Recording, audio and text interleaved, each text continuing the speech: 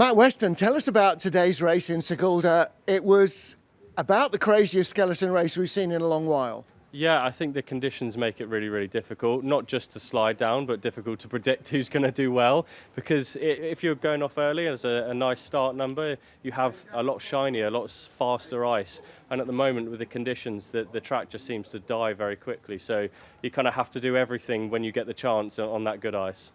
And then you know before the second heat you're going to be last out with the biggest jeopardy. Yeah. So you still have to try and be more perfect than the first heat.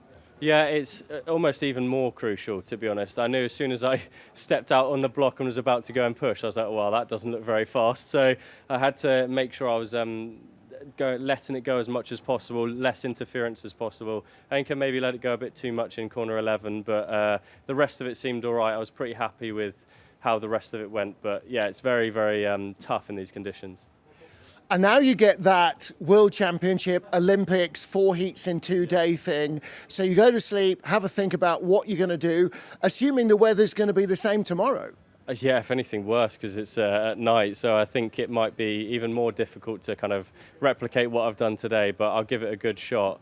And as a team, we're kind of taking it very much like an Olympic setup. It's a good chance to practice, it's a good chance to get those overnight nerves and treat it like a 4 heat race. So I'm kind of making the most of it, although I've had a bit of experience the last few years, yeah.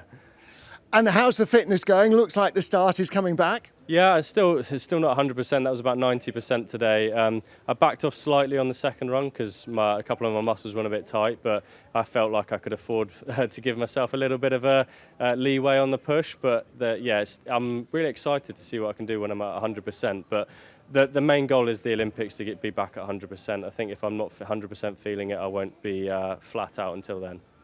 And a rest as well for a week or 10 days over Christmas, not having to put the strain into the muscles. That's got to be good news. Yeah, definitely. I think a lot of extra food will help that recovery as well. So that's what I'm looking forward to.